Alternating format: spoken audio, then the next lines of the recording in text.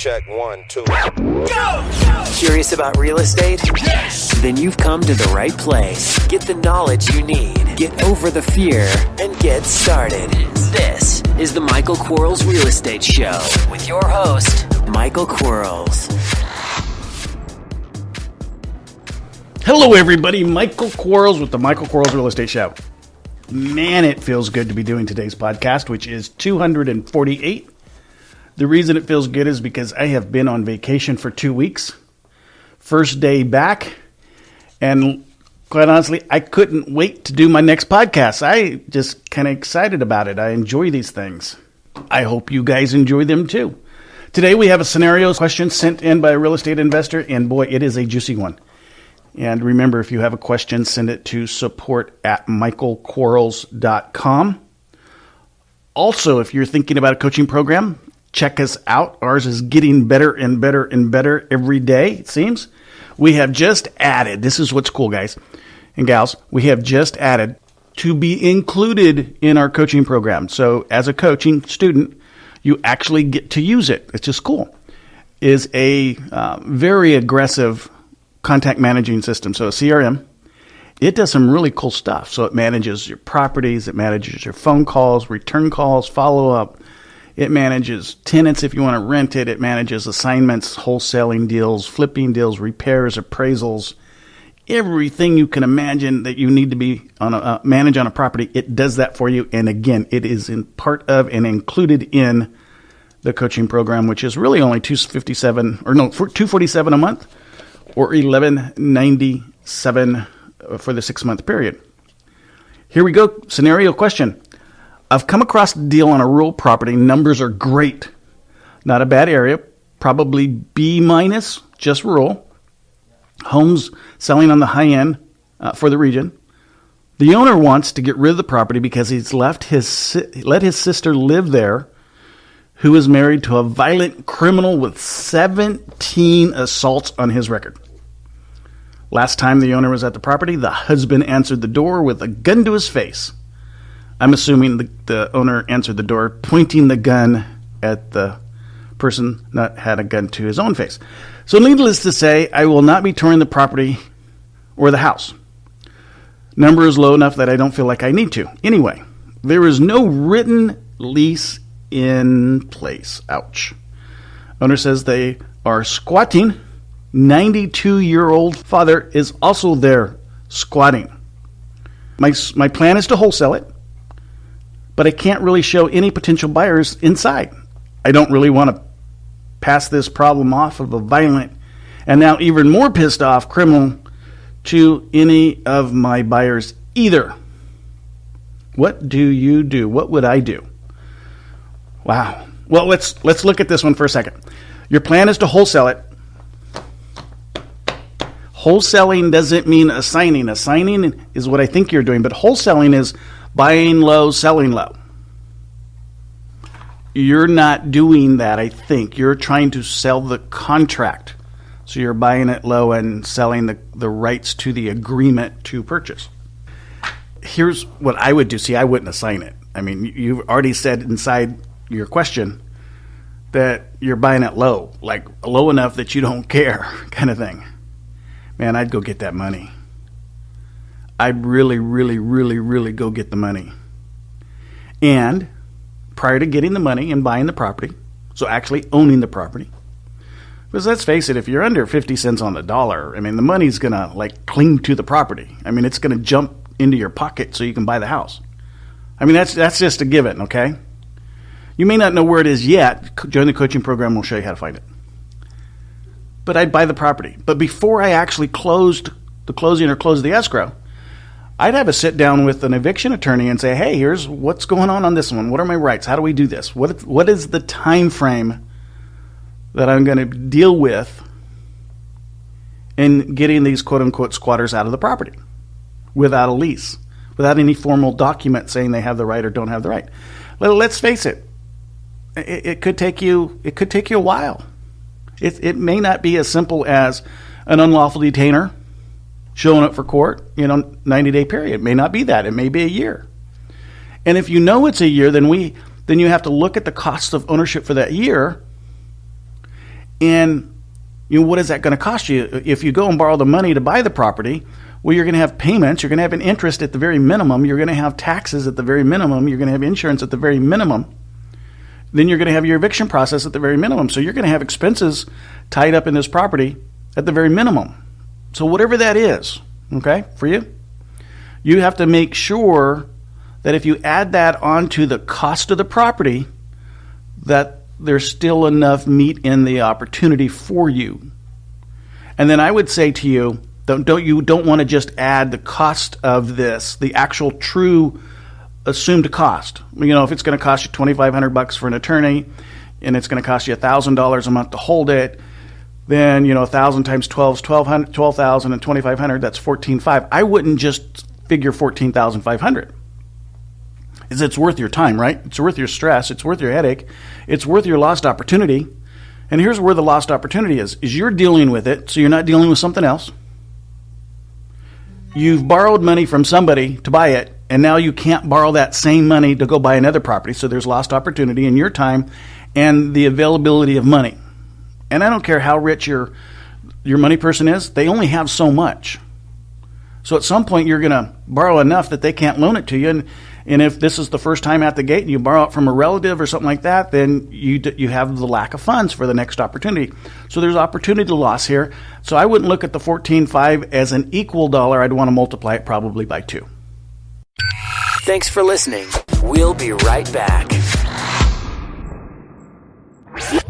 Are you running out of leads? It's time you tried Yellow Letters at yellowletters.com. Get motivated seller leads through yellow letters, postcards, zip letters, typed professional letters, greeting cards, door hangers, and business cards. Yellow Letters is a full-service marketing company created with your success in mind. Get the personal attention you need to get your direct mail campaign started and get in touch at yellowletters.com. And we are back in 3, 2, 1. So I'd take $29,000. I'd add that to my purchase price. I'd look at what it's going to be worth. I'd have a BPO done to it on it, even if a drive-by BPO at the very least. Okay. And you can get those done for about $100. Drive by, someone's going to give you a pretty good indication of what it's worth, what the repairs are on it, although they can't see the inside. And if the numbers still make sense, fall forward. Find the money, get it, buy it. And then decide after you evict the person what you want to do with it. I would wholesale it. I'd put it on the market unless it needed like a ton of friggin' repairs and the market says you couldn't sell it that way. I put it on the market and sell it for what it's worth. You bought it for 50 cents, you sell it for $1. If you fix it up, it's worth $2, but I'd sell it for the $1, make 50 cents on it, kind of thing, and be done with it. But you may find, because it's going to take you a little while to evict these people, that your learning curve, your growth in real estate investing has gotten to the point where, hey, man, you may want to rehab it, fix and flip it. Make that other $1. Sure, that other $1 is going to cost you something, kind of thing. It's probably going to cost you about 65 cents, so you're going to make another 35 cents. But you take the 50 and the 35, that's 85 cents. That's not bad. And, in a year from now, you're going to know how to do that. If you continue or you join a coaching program, there's a lot of good coaching programs out there. But what I wouldn't do now, if it's as good as you say it is, and the potential is massive, you're going to solve a problem here. You're not going to take advantage of people. You're going to solve a problem. Don't ever look at something as if you're going to take advantage of them, because if that thought process goes into your brain, if you're sitting here going, man, I can take advantage of this person and I can make a ton, don't do the deal. Just cross that one, throw that one in the trash. Let someone else that doesn't think they're going to be taking advantage of someone do the deal. Because if that thought process is in your brain, don't do it. But if it's not, you're going to, man, I'm going to help someone. I'm going to solve a problem. I'm going to make some money for doing it. Then fall forward. Absolutely fall forward and buy the house. I wouldn't assign it. And let's face it, guys and gals. Boy, there's a lot of negative going on in the industry right now with assigning, and you really, really, really, really, really need to know the ins and outs of assigning. And it's not as simple as maybe some people say it is. And yes, there's going to be people listening in that says, man, I've been assigning since I was 12. And that's true. Yeah, you could have been. Yeah. But I just happen to know that the Department of Real Estates or the Bureau of Real Estates in states are starting to enforce some of the real estate requirements and the laws of licensing and that kind of thing. So can you do a signing? Absolutely. You just have to make sure you know how to do it and you're not violating any of the current regulations and laws that are in your state. So be conscientious of that. And I wouldn't wholesale it because you've done too much work. If you think about it, you're buying it at, and I keep saying it, I know I keep ranting on it and everything else, I apologize, but you're buying it at a low enough value that what you're going to learn and what you're going to pay for to learn it is invaluable. This is one of those things that, I don't like negotiating someone below 50 cents. But this is one of those times that I probably would, because I have to justify getting involved in solving this problem. And, you have to look at that 14.5, doubling it to 29,000. Is that enough? I don't know. But look at your situation and look at not their situation. That's not the right look. It's about your situation. What do you have to take on this problem? And I think you're going to get it low enough that you can justify buying it, not needing to wholesale it, and you definitely wouldn't want to assign it, that you'll either wholesale it or fix and flip it and be fine. The other thing is, you really got to be conscientious about this. And I'm not saying you're right and I'm not saying you're wrong. But be conscientious of this. Just because someone tells you there's a situation, and in this case, quote unquote criminal 17 assaults, don't rely upon that. That would be like me saying, man, the best color in the world's orange. And you just you owning it. Go, man, the best color in the world's orange. I don't think it is. But, the same kind of thing. So prove it to yourself that, yes, there's a situation. Now, I wouldn't go knock on the door and say, hey, I'm here. Are you a criminal? Probably wouldn't do that. But you can do some due diligence. You can, there's probably some county websites you can look at. You can figure out if, in fact, this is as big of a potential problem as you think it is. Because if it's a mini problem, then maybe you do want to assign it. If it's, although I don't like assigning, and you could assign it legally, then you solve for that. So confirm for yourself what other people are telling you to believe. Have your own opinion. Create your own opinion. But make sure you do that in a safe way. Gosh, this has been fun. I have enjoyed it. I hope you guys enjoy the podcast. I am sorry I have been absent. Actually, I'm not sorry. I'm sorry that I haven't been around to give you guys a podcast, but I'm not sorry I've been absent because I really enjoyed being in Puerto, where were we? We were in Mexico, Cancun somewhere. And I tell you what, I'm a white guy. And, I'm like really white because I sit behind a desk all day long and the fluorescent light bulbs in my office, they don't give me a tan. And so I'm getting out there. My wife, who just loves the water, she wants to go sit by the pool. And they actually have lounge chairs in the pool. So I thought I could do that. That's kind of cool. So here I am going out there in my bathing suit. And it was a bathing suit. It wasn't a man thong or anything. And my wife, and I'm bald, half of my hair I shave, the other half is just disappeared. And my wife says, hey, honey, I've got to put some sunscreen on you. Fine, kind of thing. And so she says, take your sunglasses off. And I take my sunglasses off.